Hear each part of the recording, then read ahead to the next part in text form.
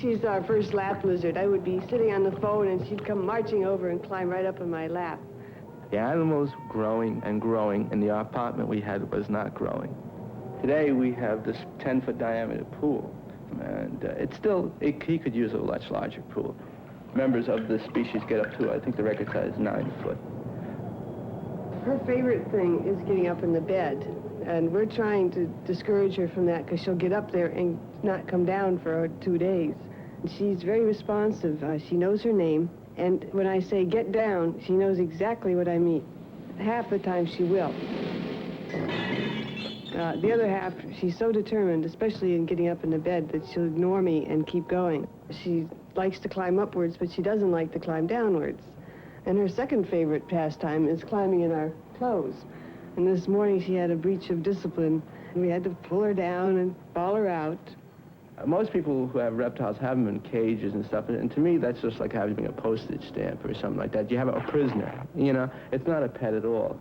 A pet is something which can walk around the house and which has some freedom around the house and can choose his own relationship towards you. We decided to try and let the creatures out to fly around the loft, but that didn't work out too well either because they're so aggressive. They compete for the territory, and the owls start to attack the cats and everybody else. Not just the cats, they go for people as well. I mean, they'll anything that moves, you know. If it's a male, it'll live about a year. If it's female, I might have it for the next 25 years of my life. It'd be kind of neat to grow old with a tarantula. Are you kidding me? You're kidding me? You're out of your mind. I would not touch that thing. No way. I am really afraid of that thing, even though I know better. The colors I find very pleasing. And it's interesting to watch her feed, too, the way she jumps on a cricket and kind of sucks it in.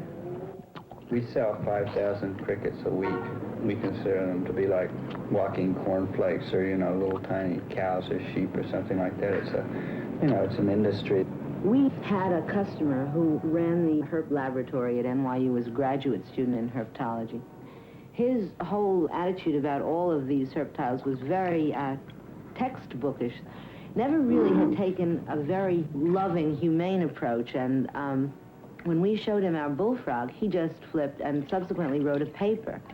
He took photographs of Bully dancing with me and described how he would speak in response. And he said that play behavior had never been observed in amphibians before. He went down to NYU and presented this paper and came back and said, well, the consensus at NYU is that Bully is crazy. And I sort of jokingly said, you see, now you've insulted him, you'd better apologize. And Randy, whom I'm sure 5 years ago would never have dreamed he'd find himself apologizing to a frog, said, I'm sorry, Bully, I didn't mean it. I don't think you're crazy. And Bully hopped back and went, bleh.